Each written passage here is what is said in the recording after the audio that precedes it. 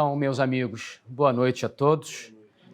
Eu chego assim com muita satisfação de estar aqui pela primeira vez e, por ser a primeira vez, eu chego assim um pouco constrangido por esse atrevimento de já chegar me sentando logo nesta cadeira. Não era meu desejo, não foi por falta de excelentes conferências que vêm sendo dadas no Centro Dom Bosco, mas, infelizmente, os afazeres do dia a dia me impediram. Mas quero muito vir a estar do outro lado do balcão, por assim dizer, né? O Bruno já vendeu um pouco meu peixe para os senhores, que é, na verdade, o seguinte: por que fazer essa viagem, a qual eu convido os senhores para a Antiguidade Tardia, para o Império Romano nos seus últimos séculos, pelo menos do Império Romano do Ocidente, não é? Para tratar de um personagem um tanto quanto obscuro, em mais de um sentido da expressão, que governou esse Império Romano por um período breve, foram menos de 20 meses de reinado de Juliano Apóstata. Por que tratar desse tema, tendo nós, diante dos nossos olhos, tantos assuntos prementes, atuais, não é? Para considerar? Bem, eu gostaria de sustentar, vou procurar mostrar para os senhores, Deus queira que consiga, que, embora bastante recuado no tempo e embora se trate de um período muito curto da história da Igreja, da história do Império Romano, esse reinado de Juliano pode nos trazer valiosas lições para as crises, para as perplexidades que nós católicos atravessamos hoje na Santa Igreja e no mundo, e pode também nos render alguns frutos apologéticos, creio eu, importantes, né? Porque se trata, como diz o tema que nós escolhemos para essa conversa, de um imperador que empreendeu a última perseguição pagã do Império Romano. São célebres as 10 perseguições, começando em Nero, indo até Diocleciano, não é? Que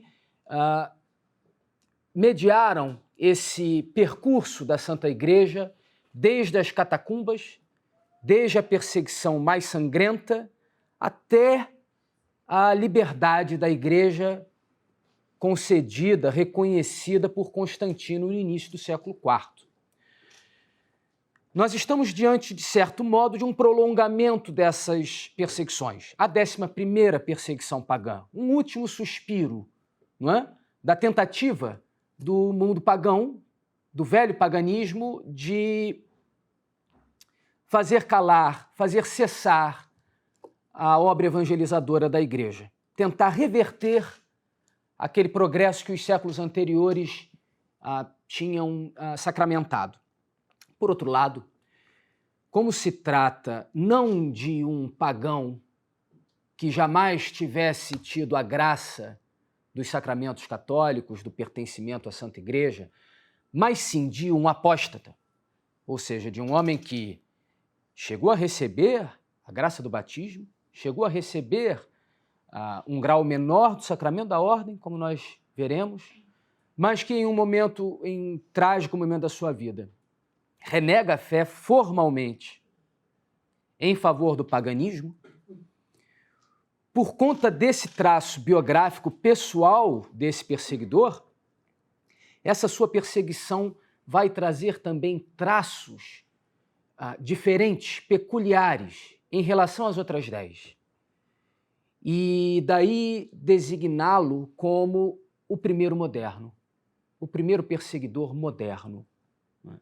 Que traz para a sua perseguição um tipo de malícia, um tipo de duplicidade, um tipo de perseguição velada e escamoteada que os demais imperadores, né, antes de Constantino, não haviam tido. Né? As demais perseguições, as perseguições anteriores, por cruéis que tivessem sido, por perniciosas que tivessem sido, foram perseguições abertas, que se manifestavam enquanto tais.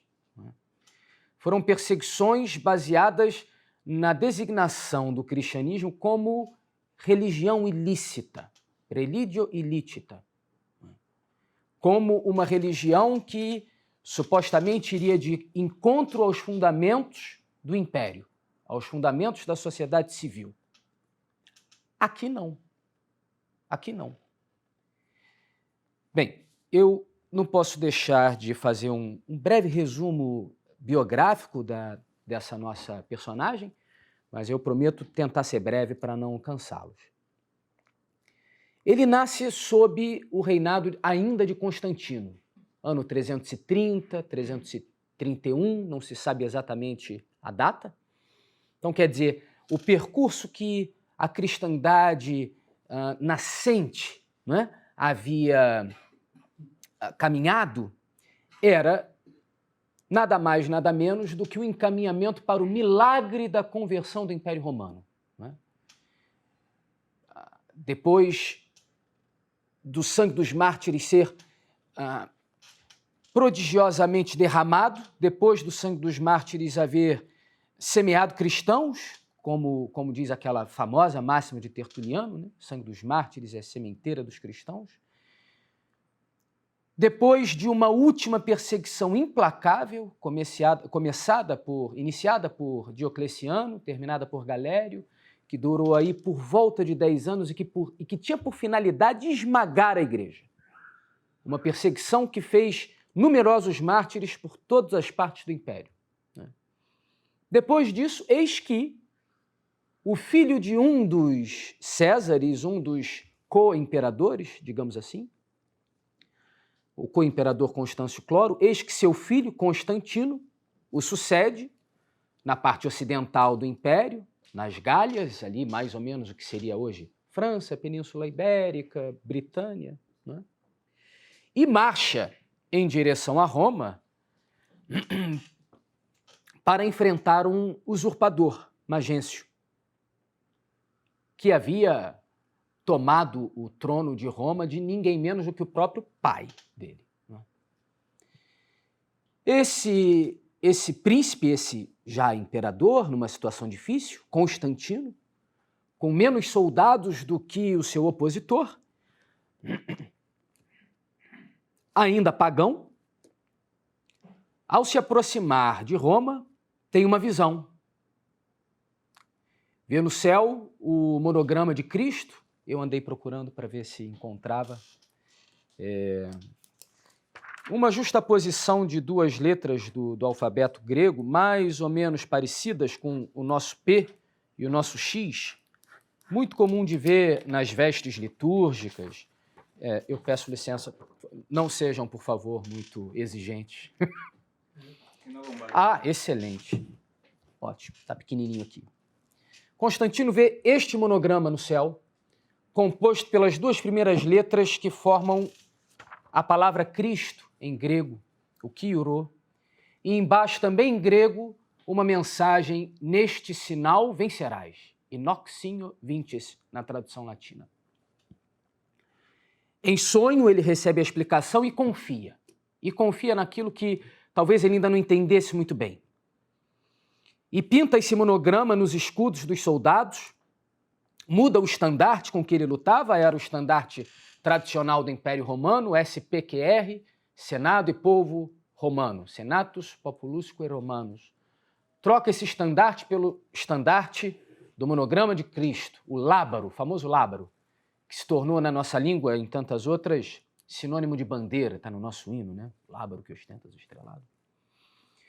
E com esse lábaro, com esse símbolo, contra as expectativas, ele de fato vence Magêncio na decisiva Batalha da Ponte Milvia. O Deus dos exércitos, aquele que tantas vezes tinha mostrado seu braço poderoso em favor de Israel, faz o mesmo agora em favor de um imperador, convidando-o à conversão.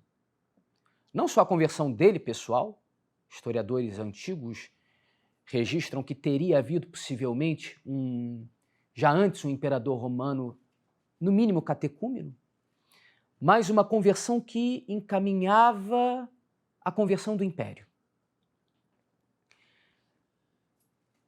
os senhores sabem, na cruz de Nosso Senhor havia uma placa, um título, acusando, manifestando o motivo de sua condenação. Jesus Nazareno, Rei dos Judeus. Estava lá em 3 línguas. E essas 3 línguas não estavam lá por acaso. Estava lá o aramaico, a língua natal de Nosso Senhor, estava lá o latim, que veio a se tornar a língua franca, sagrada da igreja, estava lá o grego. Nosso Senhor, que é o Verbo encarnado, que é o Criador do céu e da terra, que é o Logos, a razão criadora e governadora do mundo, não encarnou em qualquer momento. Encarnou no momento certo, na plenitude dos tempos, como diz São Paulo. E nessa plenitude dos tempos estava incluída essa confluência cultural do povo eleito, do povo da revelação antiga, os judeus, do povo eleito da razão, vamos dizer assim, os gregos, que desenvolveram a sua filosofia clássica, que receberam Clemente de Alexandria, se não me engano, fala da filosofia grega como se fosse uma espécie de testamento que Deus selou com aquele povo. E é essa filosofia grega que vai servir de amparo, de instrumento para, futuramente, os desenvolvimentos teológicos da Santa Igreja. Não é uma coisa qualquer. Hoje se fala muito em enculturação nos meios católicos e se fala, em geral, no mundo de multiculturalismo, partindo de um pressuposto de que todas as culturas mais ou menos se equivalem. Mas Nosso Senhor escolheu se encarnar, escolheu fundar sua igreja numa determinada confluência cultural, que era essa.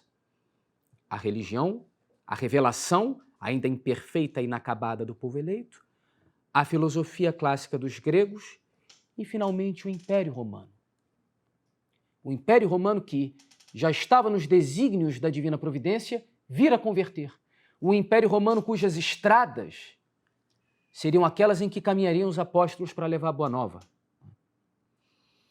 O Império Romano que legou as suas instituições jurídicas, por exemplo, para formar o direito canônico da Igreja. Quanta coisa na organização institucional da Igreja, dioceses, paróquias, o próprio título de bispo, tudo isso vem da institucionalidade do Império Romano. E não é por acaso.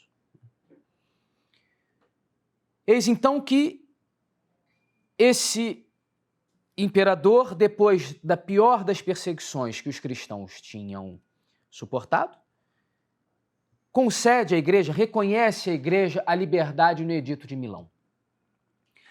Passa a agir em retribuição por aquele triunfo militar que ele recebeu, passa a agir, como ele próprio se intitula, como um bispo exterior, quer dizer, como aquele que procura encaminhar, facilitar o caminho dos que estão fora da Igreja para que ingressem nela. Determina a indenização da Igreja por conta das perseguições antigas.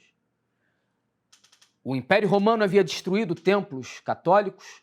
O Império Romano agora indenizaria e construiria templos. Data daí a Basílica de São João de Latrão, por exemplo.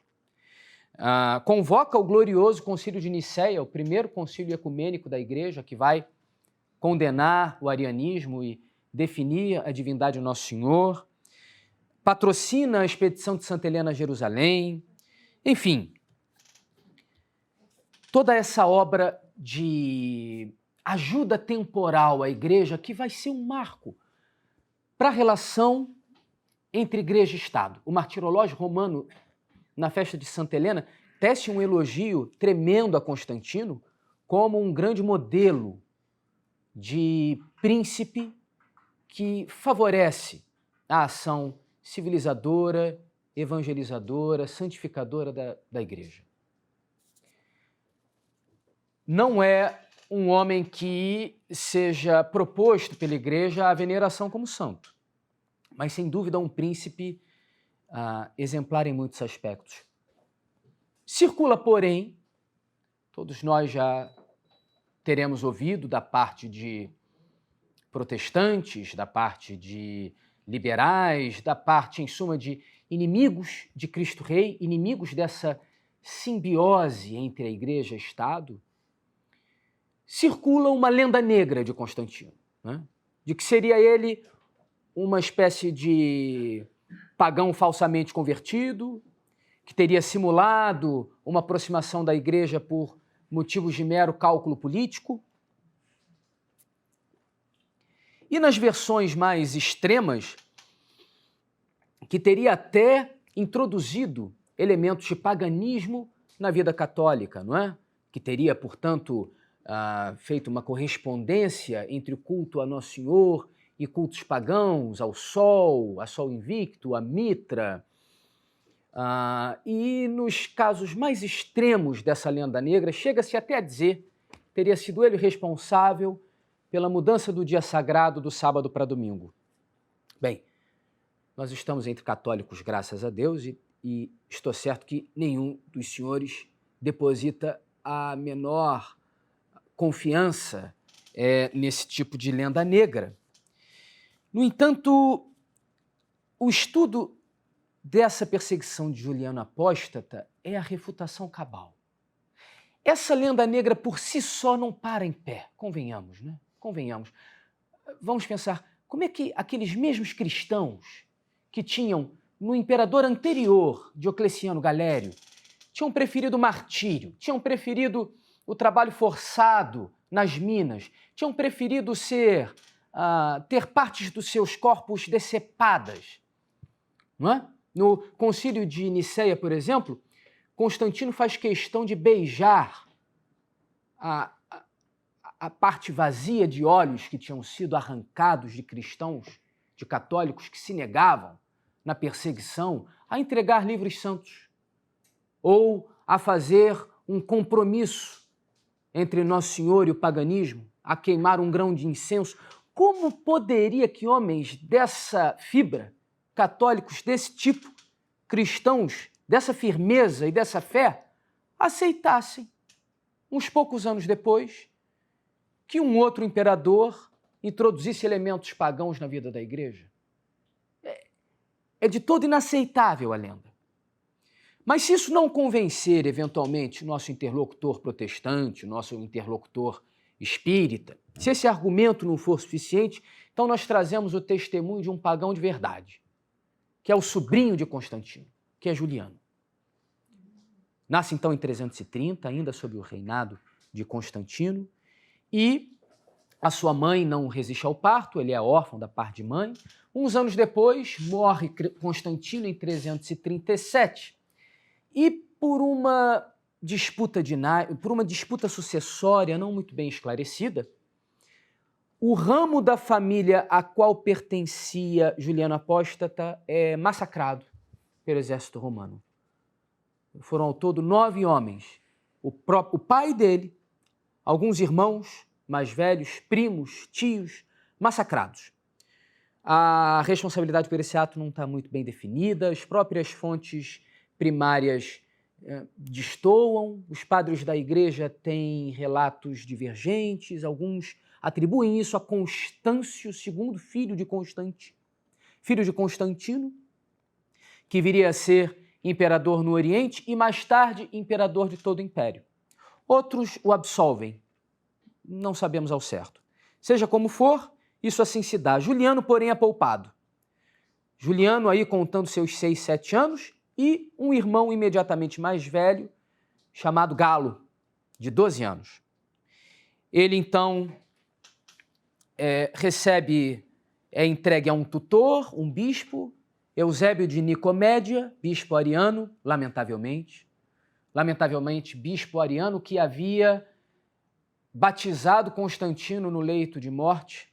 Constantino havia postergado o seu batismo até o último momento, não se sabe exatamente por que razões, talvez porque quisesse se batizar no Rio Jordão, como Nosso Senhor, talvez por outras razões menos justificáveis, seja como for, postergou. foi catecúmeno até o limite da sua vida. Talvez porque quisesse entrar logo no céu e tenha tomado esse caminho de roleta russa, né? Convenhamos. Ele então recebe esse preceptor, recebe depois um tutor que vai educá-lo de modo assim muito firme nas virtudes naturais, no amor das letras, e vai fazer de Juliano um rapaz até certo ponto com virtudes admiráveis. Um rapaz muito dado aos estudos, que amava as letras gregas, amava a filosofia, casto, num mundo em que a licença de costumes era a regra.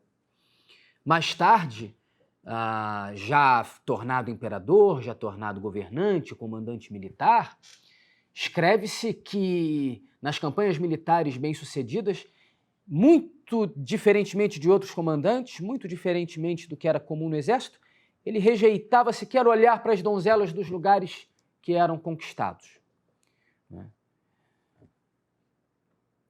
Rapaz jovem que aprendeu a evitar as diversões frívolas, o correspondente antigo, digamos, das redes sociais, talvez, dos celulares, dos eletrônicos, mas, enfim, aprendeu a evitar as corridas de biga, os espetáculos mais sangrentos daquela diversão pagã, dos coliseus, dos estádios.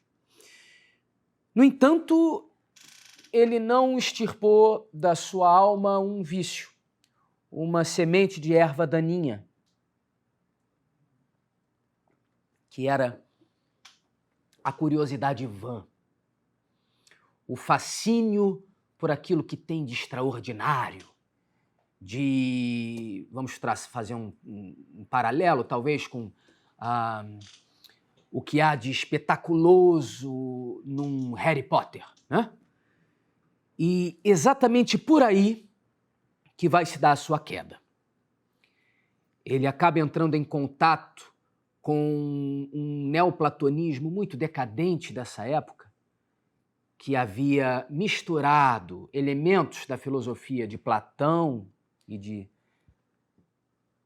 seguidores seus, como Plotino, misturado isso com elementos mágicos, elementos de bruxaria, elementos do paganismo mais baixo. E começa a se envolver em círculos iniciáticos até o ponto de perder a fé e de renegá-la formalmente numa iniciação em Atenas. E é uma das grandes ironias que a mesma dinastia que teve a glória de ter um Constantino, né, a dinastia constantiniana, vai acabar com esse imperador Juliano. É o último dessa dinastia. Como que Nosso Senhor nos lembrando que os nossos triunfos aqui, mesmo os grandes triunfos da igreja, da civilização cristã, da cristandade, tem algo de chacoalho, não é?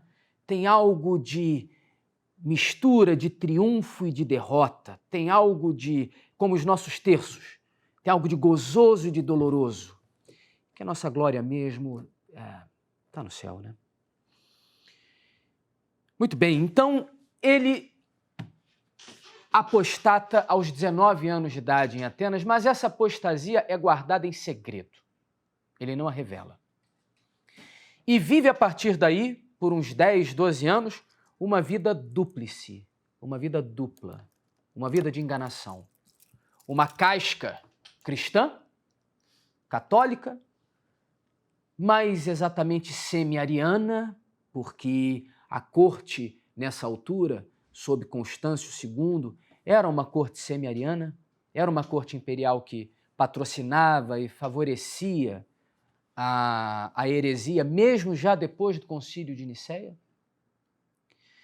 Mas por dentro um pagão.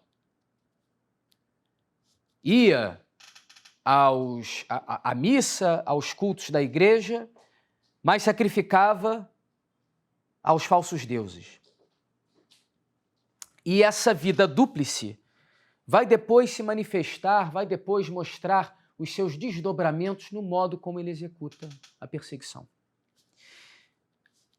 Em 355, como o tio dele, imperador Constâncio, não tivesse filhos homens, não conseguisse herdeiros, Juliano é chamado para ser o seu coadjuvante e vai reinar junto com o tio, vai ser o César, o co-imperador, digamos assim, na parte ocidental do império, como havia sido o pai de Constantino, como havia sido Constantino.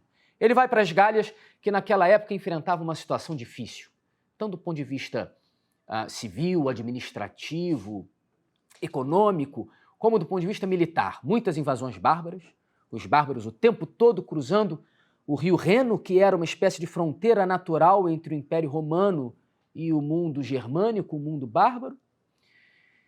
E graçavam crises econômicas, a administração tributária do Império, por exemplo, passava por percalços tremendos, muita corrupção, uma carga tributária alta, ao mesmo tempo uma arrecadação que não fazia frente aos custos.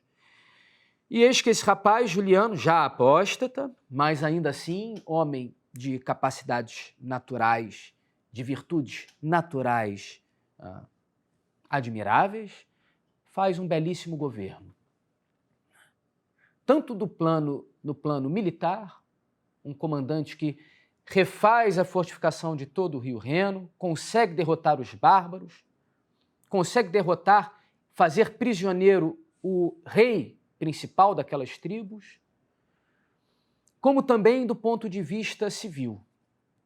Faz um governo que, quem dera, os nossos perseguidores hoje em dia fossem capazes disso. Reduz os tributos a 1/3 do que eram antes. Né? Podiam nos dar pelo menos isso, né? Seria algum alívio. E um homem que cativa os seus subordinados. Um homem que, por causa da sua vida austera, as suas refeições eram a mesma ração que os soldados rasos recebiam. Comia muitas vezes de pé. Como os soldados, se eles não pudessem se sentar à mesa, ele também não se sentava. Dormia num tapete rústico, sem maiores confortos. Né? Num retiro militar de inverno em Paris, ele rejeitou a calefação. Dormiu no frio. Tudo isso cativou os comandados, fez dele um comandante inspirador, nós diríamos hoje, né? Os soldados viam nele um comandante que participava da mesma sorte. Consegue debelar a crise econômica e, angariando essa força, eis que alguns anos depois ele desafia o próprio tio, Constâncio. Recebe de Constâncio uma ordem, é esse o pretexto, recebe de Constâncio uma ordem para enviar metade dos seus homens, a melhor metade dos seus homens, para lutar no Ocidente contra os persas. Ele se aproveita da insatisfação um pouco natural dos soldados, que afinal de contas haviam batalhado duro contra os bárbaros ao longo daqueles 4, 5 anos, e que agora queriam desfrutar um pouco da paz que se fazia reinar naquela parte do império. Se aproveitava, então, dizia eu, Juliano, dessa insatisfação natural para, numa operação muito curiosa, insuflar os seus soldados a aclamá-lo como imperador, como Augusto. Muito curioso, porque há elementos aí que fazem suspeitar uma ação meio que escamoteada de fundo, meio assim, maçônica, né? Elementos de panfletagem, por exemplo, no século IV não tinha imprensa e começava a se distribuir cartas, cópias de cartas de soldados lamentando essa sorte terrível de ter que ir para o Oriente. Né? Há registros de historiadores antigos que nos levam a crer que talvez houvesse uma espécie de conspiração. Muito bem. Ele é então proclamado Augusto e vejam essa duplicidade de que nós falávamos. Ele envia para Constâncio, seu primo, imperador, 2 cartas simultâneas.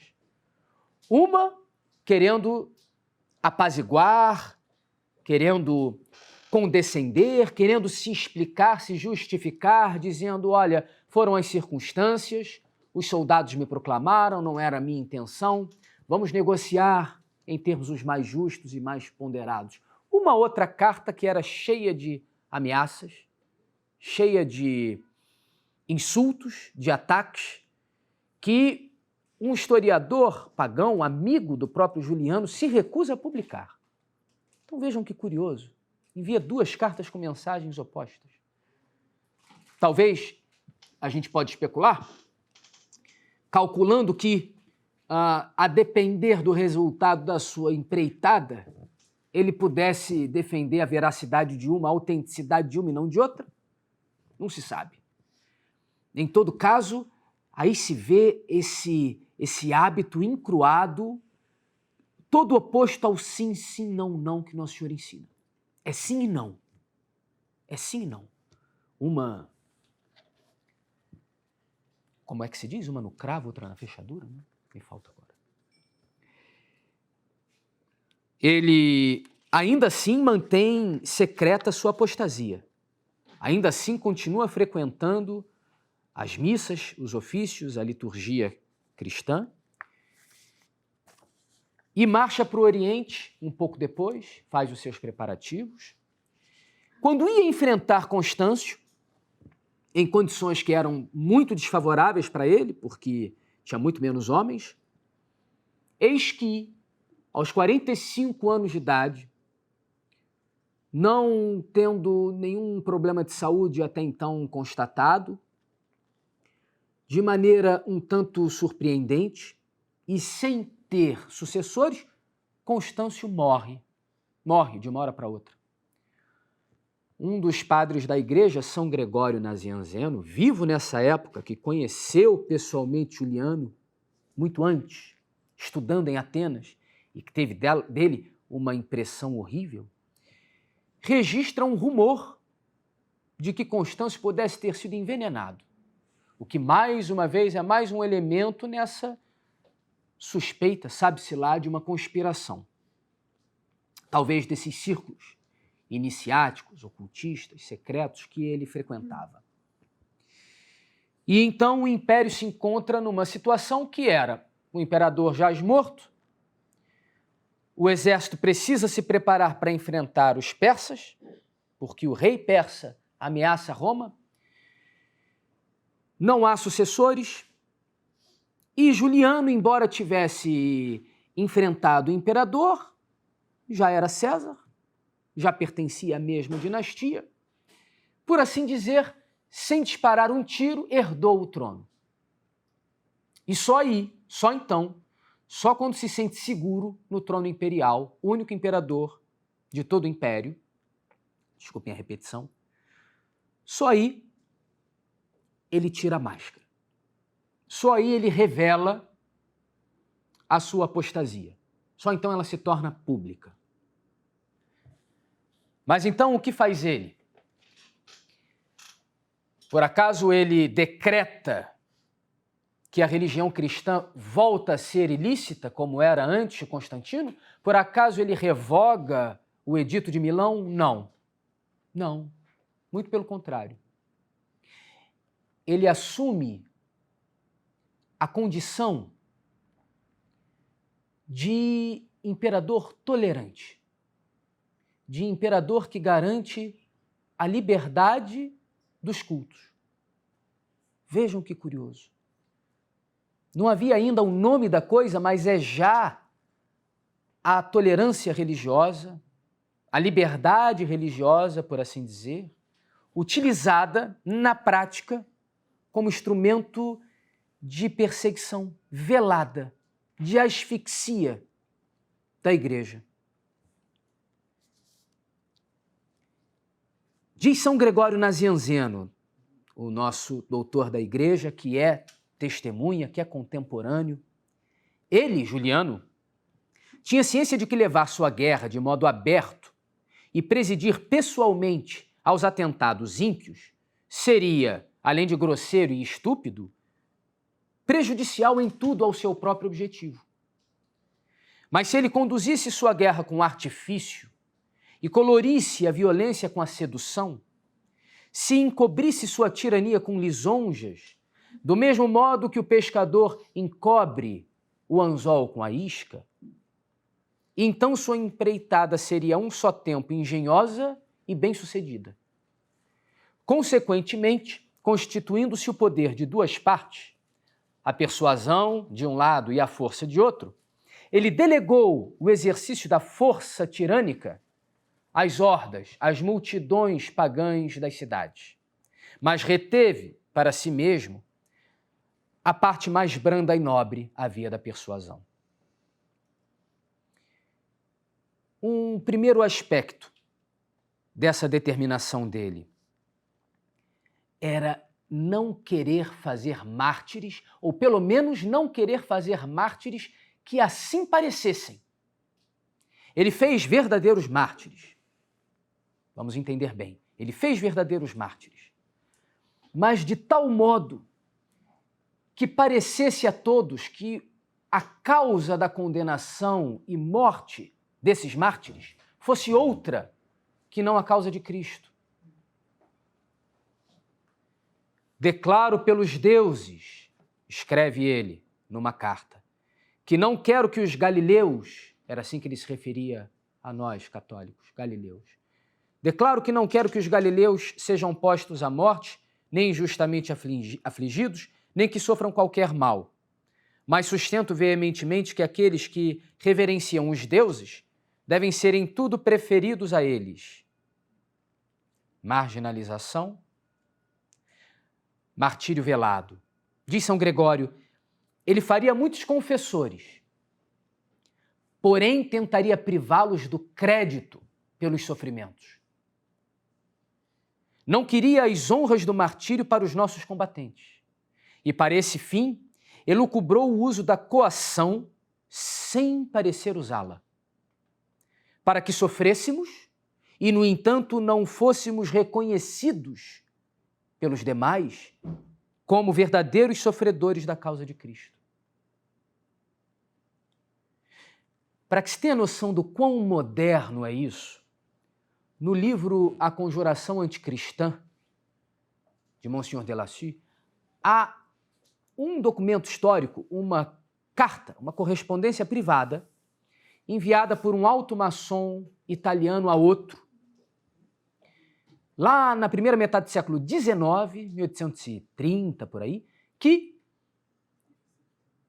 para infelicidade da seita, infelicidade nossa, caiu nas mãos do papado, caiu nas mãos das autoridades dos estados papais. E o que dizia esse alto maçom a um outro seu colega nessa carta?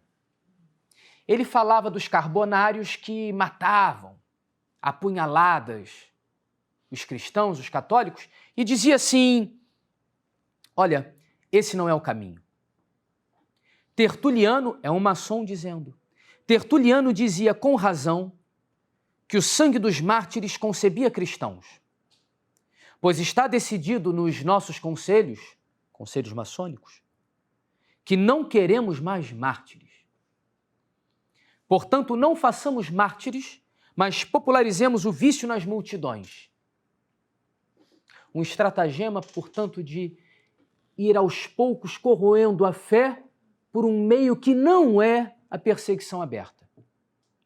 Extremamente moderno e já nessa perseguição antiga.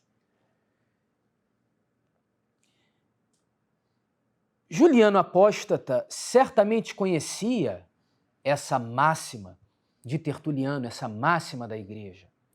Certamente conhecia o culto dos mártires, que ele odiava como apóstata e como pagão. E por isso queria fazer mártires que não parecessem sê-lo. Diferentemente desses maçons no século XIX, Juliano não tinha o projeto de vulgarizar, de popularizar o vício natural, o vício dos costumes, como veio a acontecer no século XIX, mais ainda no século XX, e hoje é a triste realidade em que nós vivemos, né? Não, como já dito, ele era até um homem de certas virtudes naturais. mas queria, sem dúvida,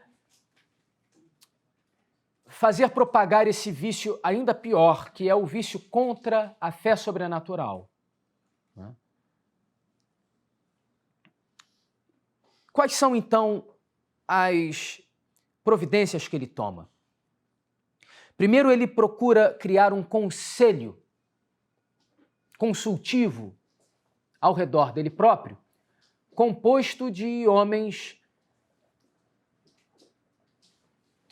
de diversas procedências. Então haveria lá não apenas pagãos, não apenas aqueles dos círculos ocultistas a que ele pertencia, mas também católicos, também heréticos. Chegou a ousadia de convidar para esse conselho ninguém menos que São Basílio Magno, um dos 4 grandes doutores da Igreja Oriental, como também São Gregório Nazianzeno, a quem nós já recorremos algumas vezes. São Basílio Magno, é claro, recusa, não queria essa estranha confusão. Não queria colaborar para esse projeto, que ele logo percebeu, de reversão do processo de conversão do império que Constantino vinha encaminhando na sua vida, no seu reinado. Convoca, vou ler esse historiador pagão, Amiano Marcelino, um pagão honesto na descrição dos fatos, é preciso reconhecer, amigo pessoal de Juliano. Ele narra o seguinte: Juliano convocou até seu palácio os bispos cristãos, que estavam em disputa uns com os outros. Refere-se, portanto, à dificuldade da crise ariana. Para ele, apóstata, eram todos cristãos. Os católicos, os ortodoxos, os que mantinham a fé definida no Concílio de Nicéia, da divindade de Nosso Senhor, e os heréticos de diversos matizes, os arianos, os semi-arianos, os donatistas. Para ele era tudo cristão. Convoca-os todos ao palácio. Chama também homens do povo.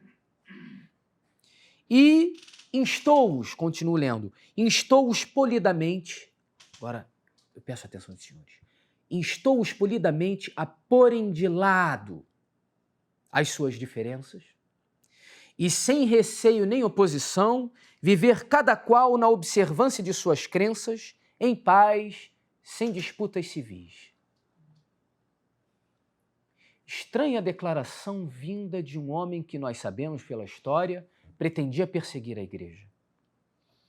O próprio Amiano Marcelino nos esclarece, porém, acerca dos propósitos de Juliano. Diz ele que Juliano assim fez a fim de que não precisasse temer a oposição de um povo unido, referindo-se aos cristãos, aos católicos.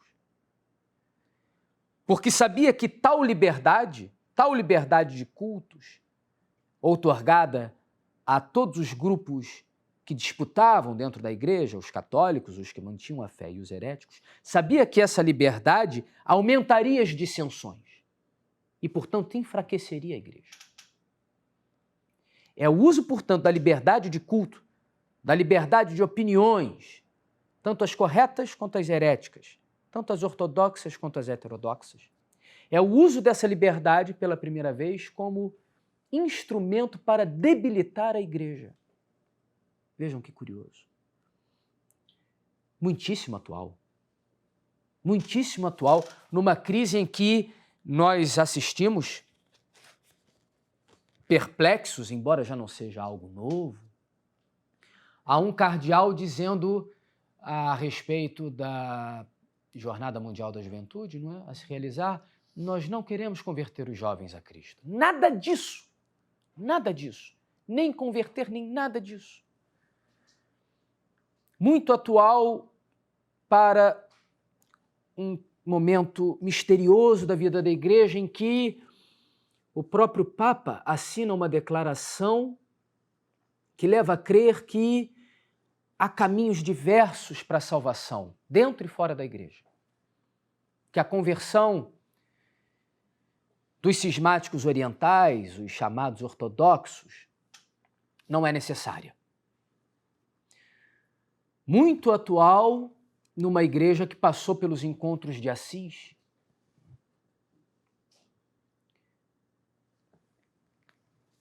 Nessa mesma chave é que nós precisamos entender uma outra providência de Juliano que também seria surpreendente se nós não tivéssemos essa informação de que ele queria dividir a igreja.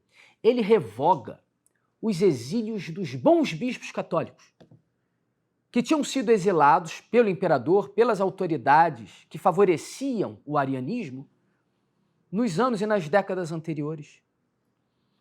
Então, Santo Eusébio retorna para Vercelli, na atual Itália.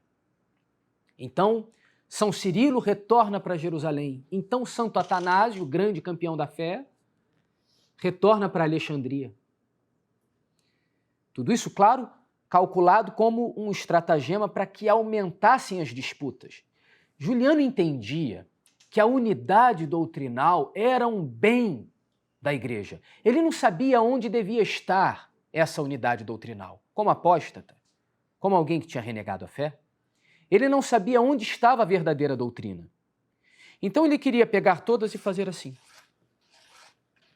misturá-las.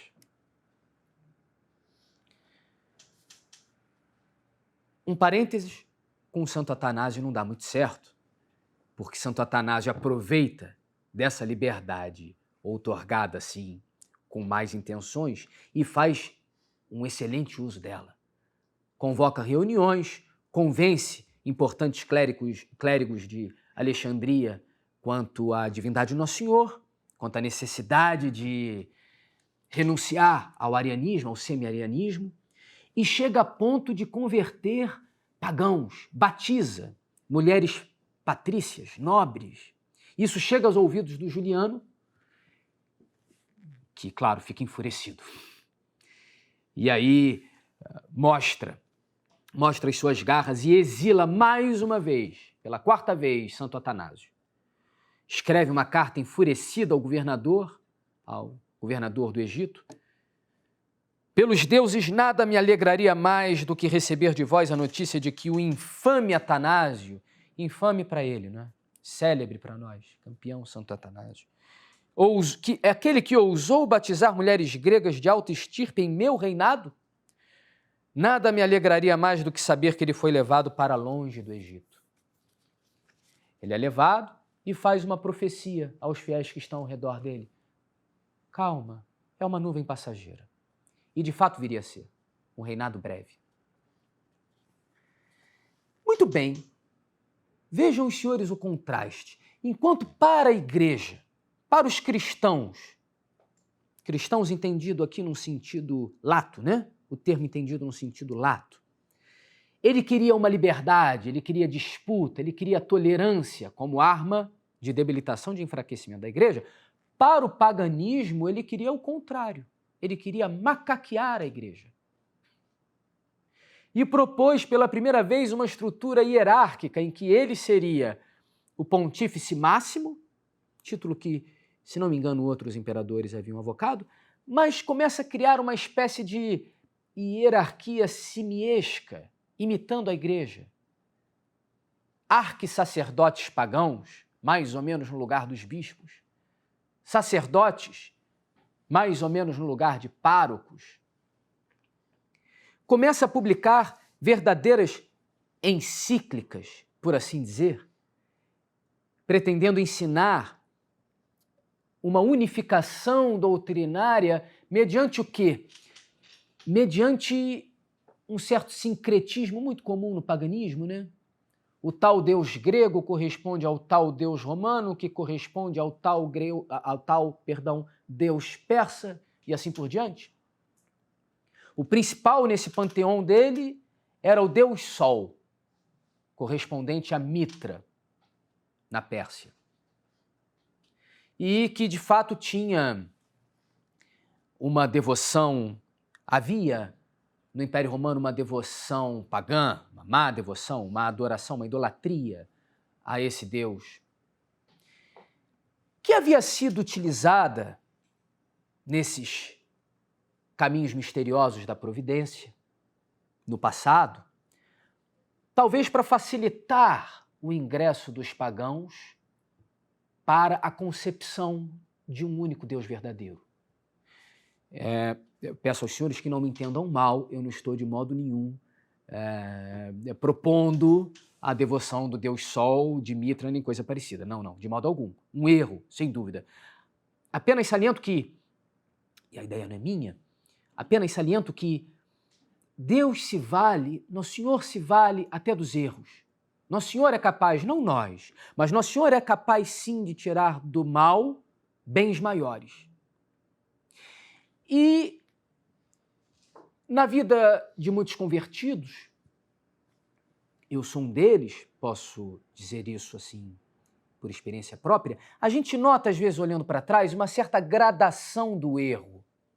A gente estava muito longe da igreja, era, sei lá, comunista. E aí um primeiro passo é deixar de ser comunista, vira mais ou menos liberal, e daqui a pouco dá mais um passo. Acha a religião esquisita, daqui a pouco acha a religião, no mínimo assim, bom, respeitável. Até que vem a nossa conversão. Algo parecido, sem dúvida, a divina providência fez com o Império Romano, com aquela civilização enquanto tal. E foi permitindo que os erros pagãos se desenvolvessem num sentido tal que fosse facilitando a ideia tão estranha para um pagão de um Deus único, que afinal de contas é a única ideia que convém ao conceito de Deus, né? Pois muito bem, Juliano queria reverter isso, queria voltar, queria tirar os católicos, os pagãos convertidos do falso Deus Sol, queria retorná-los ao falso Deus Sol, tirando do Sol da Justiça, que é um título de Nosso Senhor, Sol da Justiça, Sol nascente no Cântico de Zacarias. Ele fala do Messias como Sol nascente, né? Os caminhos da providência aí aparecendo. Juliano queria reverter. Então, publica essas espécies de encíclicas em que propõe uma tentativa de progressiva unificação doutrinal, de progressiva unificação litúrgica. Olha só. A liberdade, a tolerância, o pluralismo fica para os cristãos. Aqui para os pagãos, que eu quero fortalecer, pensava Juliano, aqui eu quero a unidade. Aqui eu não quero livre curso de opiniões. Propõe reforma moral do sacerdócio pagão e propõe a filantropia. Não a verdadeira caridade, não o bem ao próximo por amor de Deus, né? Por amor do próximo e por amor de Deus.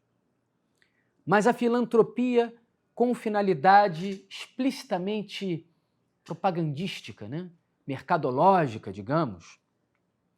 Um autor contemporâneo, um estudioso contemporâneo de Juliano Apóstata, desse reinado, diz assim: o programa humanitário instituído por Juliano era uma parte do projeto calculado para extirpar o cristianismo e não fruto de nenhuma reflexão sincera de sua parte acerca do espírito de generosidade. Outro elemento tremendamente moderno e atual, né, que faz a maçonaria, por exemplo, né, que fazem essas associações filomaçônicas de boa vontade, né, esses tantos clubes.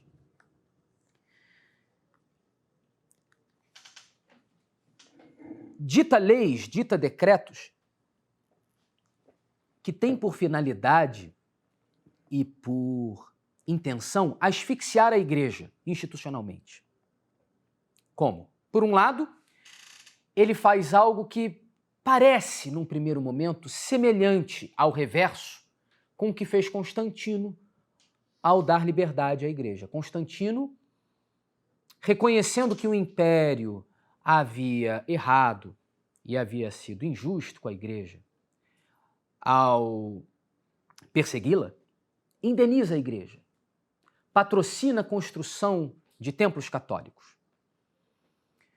Juliano tenta reverter uma prática que se tornara muito comum no Império, de destruir templos pagãos. Isso era uma permissão que dava o Império Romano, sobretudo no reinado de Constâncio, para que particulares se aproveitassem dos elementos construtivos de templos que estavam em desuso. Né? Hoje nós, infelizmente, testemunhamos o triste espetáculo de igrejas vazias, igrejas abandonadas. Nesses tempos, sob esse aspecto mais felizes, eram os templos pagãos que eram abandonados. A perda do favor imperial foi um golpe letal no paganismo. E Juliano pretende, ao contrário, reconstruir esses templos. A lei dele não fala templos pagãos, não os menciona, mas só havia esses templos por reconstruir. Qual é a particular injustiça dessa lei? Mesmo que nós, por um momento, ponhamos de lado a nossa convicção católica, a nossa fé, e consideremos o aspecto, mesmo no plano puramente natural. Qual é a grande injustiça? A grande injustiça é que os particulares que haviam usado pedras desses templos para fazer outras construções, que não necessariamente eram igrejas, às vezes obras privadas, haviam feito isso de modo lícito. E eram eles agora obrigados a reconstruir os templos, por ordem do Império. Sob Constantino, o Império havia perseguido e o Império indenizaria.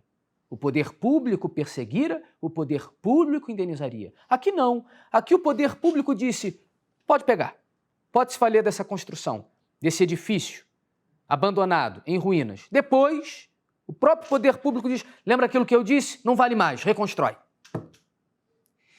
E evidentemente, Juliano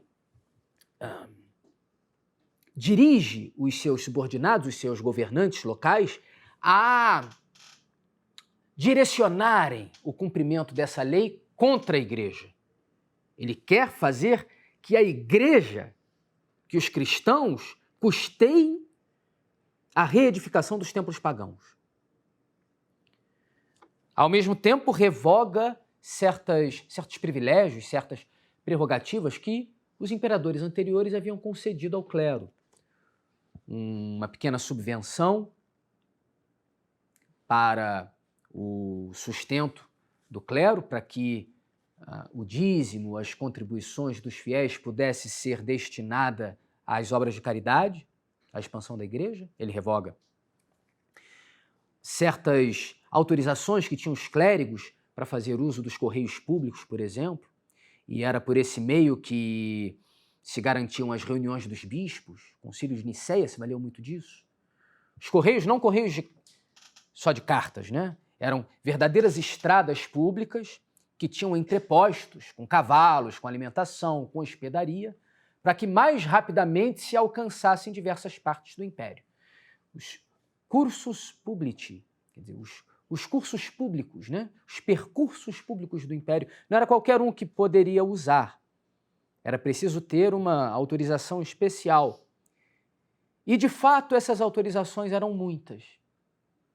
A coisa estava inchada. Ele se aproveita de uma real necessidade de enxugar esse inchaço e tira dos clérigos, tira dos cristãos. Ele se aproveita de uma real necessidade de enxugar a máquina administrativa da corte imperial, muito pomposa, para tirar os cristãos. Propunha aos membros da corte, aos mais altos, de modo delicado, de modo doce, né? Falsamente doce, amargamente doce, podemos dizer, como diz São Gregório, propunha a apostasia. Se essa pobre vítima caísse na apostasia, estava mantida. Se ela recusasse, ela era mandada embora, mas evidentemente não porque fosse cristã, mas sim porque a máquina precisava ser enxugada. A duplicidade. Nesse enxugamento da máquina, acabou sendo cortado São Cesário, um médico da corte que era irmão de São Gregório Nazianzeno. São João e São Paulo, médicos também da corte já em Roma, não em Constantinopla, são martirizados por um populacho pagão no Monte Célio. Publica uma lei chamada Magistros Studiorum, uma lei sobre o ensino, que na sua letra fria parece muito inofensiva, muito razoável. Diz mais ou menos o seguinte: é preciso que os senados locais, as cúrias municipais, deem autorizações para que professores possam lecionar. Isso era uma inovação. A prática do ensino era livre, era uma prática totalmente privada, não havia nada parecido com o MEC no mundo antigo, até então. Está aí a genealogia do MEC, é Juliano Apóstata. Mas a lei parece razoável, ela diz: o Senado local, a Cúria Municipal, deve examinar aqueles que querem ser professores e aqueles que já lecionam, e deve averiguar se eles possuem duas coisas: mores, caráter, boa conduta pessoal, daí vem moral na nossa língua, e facúndia, que deu a nossa facúndia, quer dizer, eloquência, né? Intimidade com as palavras. E, constatando esses requisitos, então sim, o Senado vai aprovar esse mestre a dar aula em meu nome. Bom, parece muito inofensivo. Tanto parece inofensivo, tanto parece razoável, que essa lei não vai ser revogada depois, nem pelos imperadores católicos. Nós conhecemos essa lei porque ela está no Código de Teodósio e no Código de Justiniano. Ela foi mantida. No entanto, ele envia uma carta privada, particular, aos governantes locais, a algumas cúrias no Oriente, dizendo como que ele queria que essas expressões fossem interpretadas. O que significa ter caráter para Juliano Apóstata? Significa o seguinte: só pode ensinar as letras gregas quem crê naquilo que criam e creem os gregos. Opa! A palavra grego, heleno, comportava nessa época uma ambiguidade, um duplo sentido. Ela se referia tanto à nacionalidade grega, à proveniência geográfica, como à religião pagã. E é por isso que nas epístolas de São Paulo a gente lê tantas vezes esse contraste entre grego e judeu, não é? Grego e judeu. A cruz, escândalo para os judeus, loucura para os gregos. Vem daí.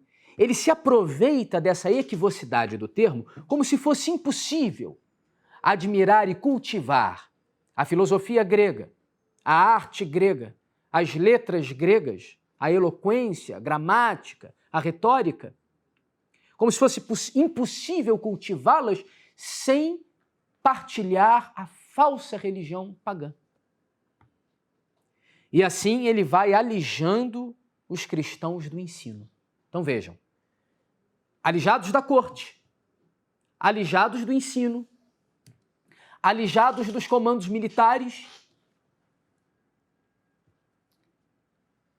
É verdade que ele conscrevia forçosamente os clérigos, mas como soldados rasos, para as atividades as menos honrosas, digamos assim, para coletar impostos, para fazer polícia local, para fazer tudo aquilo que, convenhamos, não é muito de acordo com o estado de vida de um clérigo, né? Recolher impostos, recolher o vil metal, se colocar em situação de tentação de corrupção, né? Pegarem armas para obedecer a autoridades civis. Pode haver aí situações difíceis para um clérigo, né?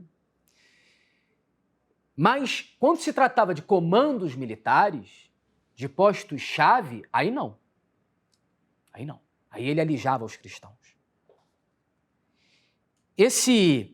Essa lei do ensino contém aí alguns elementos que vale a pena a gente reforçar, né? Primeiro, essa dicotomia de um texto legal exotericamente inofensivo e uma interpretação esotérica de perseguição.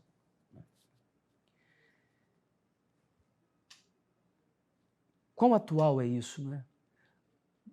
a palavra misericórdia, a palavra acolhimento, a palavra cuidado, a expressão, melhor dizendo, cuidado pastoral, em si, são expressões muito retas, muito católicas, muito cristãs. A quantos abusos elas não se prestam, né? A quantos abusos elas não se prestam? Juliano, então, efetivou séculos antes de Bismarck, séculos antes da Alemanha protestante, a Kulturkampf, a guerra cultural, que Bismarck tentou e nem chegou a conseguir. A gente fala tanto de Gramsci, está aqui um antepassado longínquo. Publica também uma lei sobre os advogados em Roma, limitando o número de advogados e estabelecendo requisitos parecidos. Aqui ele fala de animus e facundia. Nesse caso, dessa lei, a gente não tem a cartinha particular, mas certamente existiu. Não se conservou, mas certamente existiu. Então, mais uma tentativa de alijar os católicos da vida pública, da elite cultural. Nem comando militar, nem comando civil, nem ensino das letras, nem a prática da advocacia, nem a carreira jurídica. Outro instrumento de que ele se vale é a terceirização da violência, a terceirização dos atos mais brutos.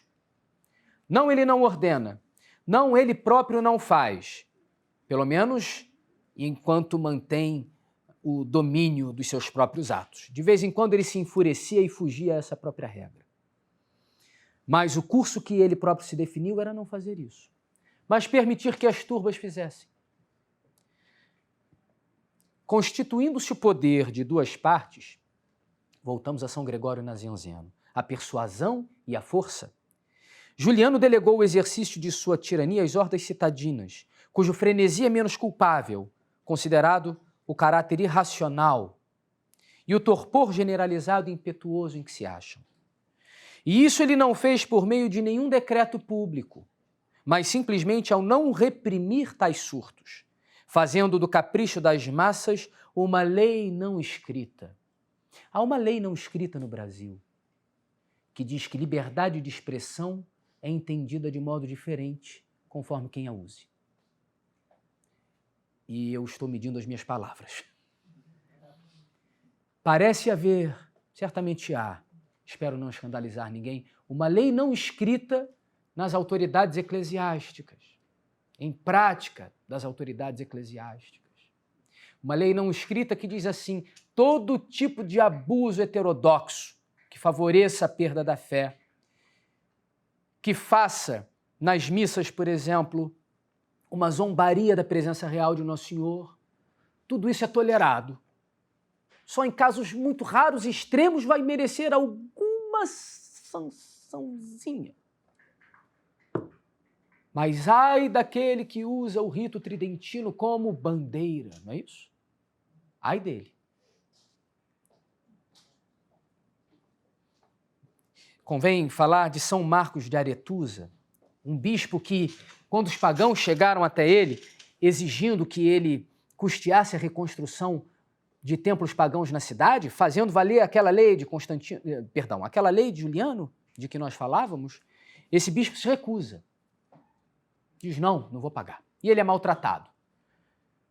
Terrivelmente maltratado pelas multidões pagãs, puxado pela barba, lacerado, cordas são amarradas em torno dos seus membros até a exposição dos ossos. E ele já é um senhor, certamente com a força do Divino Espírito Santo, porque não é humana essa força, né? Pechincha com os pagãos. Mas quanto vai custar essa reconstrução? 1.000 dinheiros, 1.000 denários. Não, está muito caro, não pago. E foi pechinchando. Quando chegou a 1,99, ele disse, mas eu não pago mesmo assim. Os pagãos acabaram desistindo de tentar martirizá-lo, mas ele sofreu terrivelmente, como se mártir fosse. Um usurpador da sede de Alexandria foi também morto pelos pagãos. Esse era um homem muito ruim, não era católico, mas foi tremendamente maltratado e chegou a ser morto. E o imperador, por acaso, pune os assassinos? Não. Dá uma advertênciazinha, uma censurinha. Ah, não é assim que se comporta. É assim que se deve fazer. Em Cesareia da Capadócia, os católicos da cidade, coitados, certamente com um bom intuito, um bom zelo, mas de todo intempestivo, eles chegam à conclusão de que era a hora, logo sob Juliano, de derrubar o último templo pagão que existia na cidade. Os pagãos ficam enfurecidos, os pagãos que se sentiam protegidos pelo imperador maltratam os cristãos, derrubam casas, fazem um auê, chegam a martirizar um católico, Santo Eupsíquio, nome dele. E o que acontece? Os cristãos são castigados pelo imperador por terem derrubado o templo.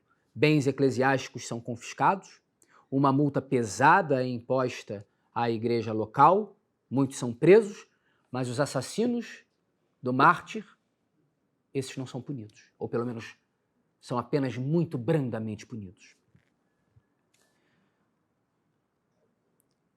E os governantes locais que resolvessem agir com justiça, esses eram destituídos.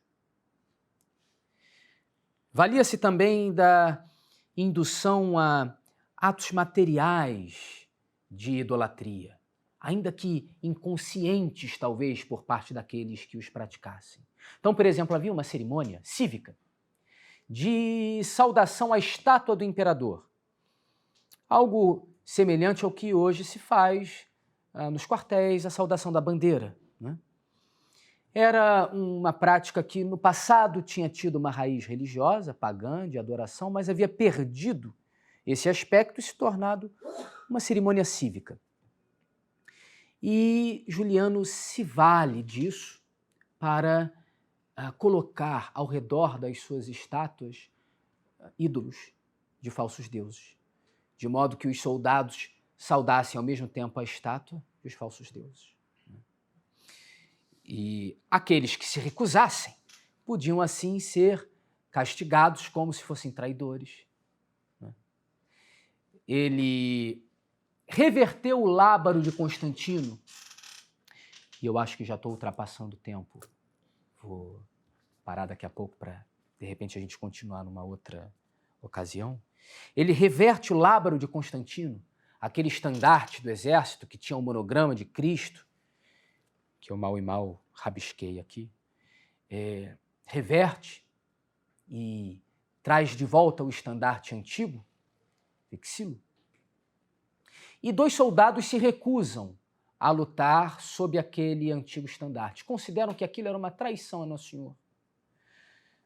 São os soldados Bonoso e Maximiliano, 2 santos. São, portanto, condenados e mortos, como se fossem desertores. Para a próxima, se a paciência dos senhores chegar até lá, para o próximo encontro, a gente volta falando de um projeto arquitetônico de Juliano, que a gente pode chamar, pode intitular do projeto mais impertinente, atrevido, desde a Torre de Babel. A tentativa de reconstruir o Templo de Jerusalém. Apoiando os judeus, apoiando o patriarca de Antioquia, pretendendo com isso o quê? Refutar, como se possível fosse, Nosso Senhor. Refutar a profecia de que não sobraria pedra sobre pedra. Refutar a conclusão teológica da igreja de que o templo de Jerusalém havia sido destruído, como castigo pelo deicídio ocorrido na cidade, e também para significar que o tempo dos sacrifícios da lei antiga havia passado. substituídos que haviam sido esses sacrifícios, imperfeitos, figurativos apenas, pelo sacrifício perfeito de Nosso Senhor na cruz, renovado nos altares e nas missas. Então, fica para uma próxima vez, a gente continua a partir daqui. Eu agradeço a paciência dos senhores. Peço desculpas se tiver me alongado demais. Obrigado.